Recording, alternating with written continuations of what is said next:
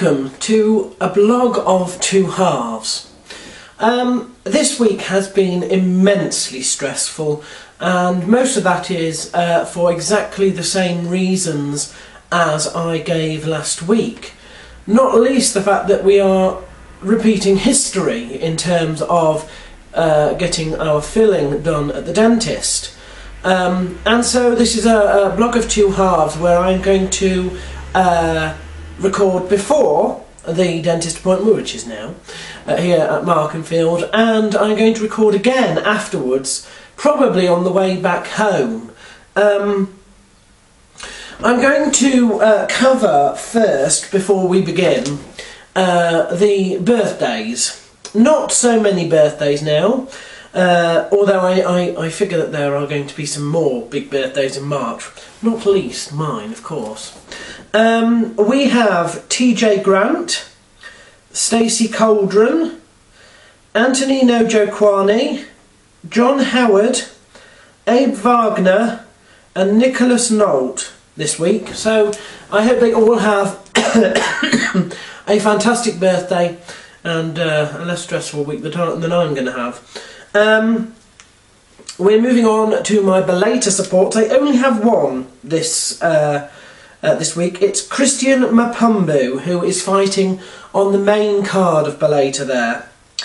Look out, because my UFC predictions for Fuel 8 are up, as is my UFC recap video from 157, and that's a very interesting one. You want to listen to that, because that doesn't just contain details on the recap. It also contains my feelings on women's MMA and my feelings on the recent issues of the UFC claiming that they have a bloated roster and what they're doing about that. It's a bit of a rant video, actually. The two other things that are really important to mention are next week and the week after. Next week we are going to have another attempt at going to a bird show. This time we're using public transport, and I don't imagine there will be a problem. We're going to the Stafford Bird Show, the Spring Bird Show. It's one of the biggest, in fact I think it is the biggest in the country.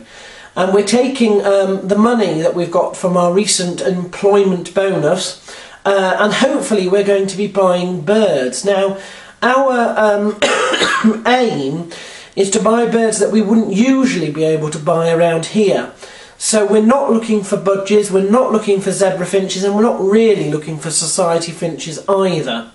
We're probably not looking for quail, because I think I can get that through the Bird Crinkly that I've got a subscription to, thanks to my parents, as a Christmas gift. No, we're looking for Java sparrows, and we're looking for lovebirds. We're also considering diamond doves, which are sort of small doves. Those are the three possibilities. I have splashed out on a small cage, a very small cage, because I'm unsure on how to transport these birds after I've got them, really. It's quite a long way by train, and I want to make it as easy for them and as less stressful for them as possible. The only thing I haven't got sorted out yet is the taxi, because what we're doing is going by taxi from here to Leeds very early in the morning. Then we're going by bus from Leeds to Manchester Piccadilly, catching a train from Manchester to Stafford, and then we're getting the shuttle bus up to the showground where we're going to the bird show. Then it's shuttle bus back to Stafford train station, a train to Manchester Piccadilly, and then a train to Leeds. And from Leeds my sister should hopefully be meeting us and taking us back. So that is a long way, actually, and I need to make sure that they're okay. I was unsure because there's two ways of moving them. Obviously in a cage where there's access to food and water, but it's relatively open, it's relatively noisy, it can be seen by other people, and I'm not sure whether you're supposed to really be transporting these things on public transport.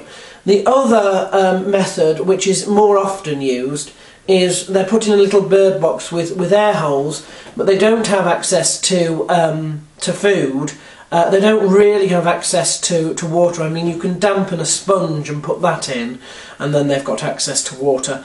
But the idea is that they sort of, because it's dark, they just go to sleep. But it's not the best way to transport things long distances. So I'm sort of going to go with both and then look at my gut feeling at the time. So next week it will be a video diary of that trip. And the week after is a very important week. That will be the weekend of my birthday, but you won't be hearing very much from me because it will also represent the 260th weekly video blog. And anybody who knows their maths knows that 260 weeks is exactly 5 years, which is exactly half a decade. So we will be celebrating our half a decade of video. In the usual fashion, there'll be a montage, which I'm sure you're all looking terribly forward to. And so you won't hear from me until the week after. So I just thought I'd make that absolutely clear. And now it's time to go to the dentist, and the blog of Two Halves will continue after I've faced the dentist, which I dread. I hate dentists. I'm sorry if I sound a bit different, but it's partly because I've just come out of the dentist, and the whole left side of my face, including my mouth, is completely numb and swollen as well.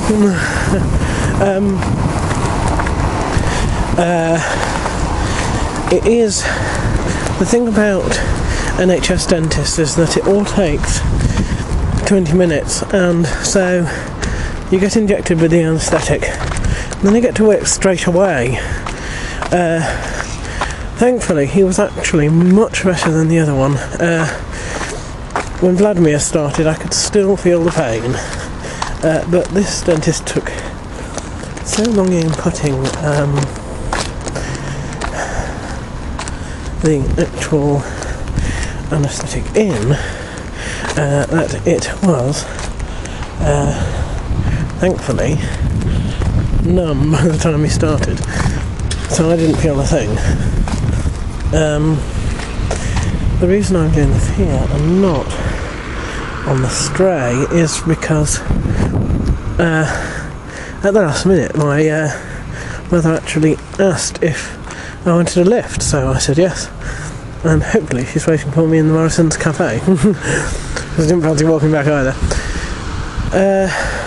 All the way through it I was breathing through my nose, and they finished just in time. My left nostril has now gone numb as well, and it's beginning to close up. The right side of my mouth inside is beginning to go numb, but I don't think it's going fast enough that it will spread around to the tonsil. And in terms of the outside, it's not numb at all. So I think you probably were alright with the tonsil, but well, the next half an hour will prove one way or the other. So yeah, here's hoping that this fucking thing lasts longer than the last one. I don't know. I have absolutely no idea, but I tell you something now. I shall never have a filling again on the front teeth that involves surface filling until there is pain. I will not accept their advice that I should have it sort of preemptively or as it's starting. If I don't feel pain, there's no bloody way that they're doing what they've just done to me. It is the most horrible experience ever. And it's the noise, and it's also the sight actually, because I for the first time ever, I had my eyes closed all the way through, and it made a lot of difference. I felt so much calmer. So now, time to go and see whether I can get a lift home, just as well, because it's beginning to rain. And that is my weekly vlog for you this week. Next week, bird show, and God willing, I shall be able to talk properly again. I've just spat all over the all over the camera screen, and I can't smile properly either. Okay, Until next time, be seeing you.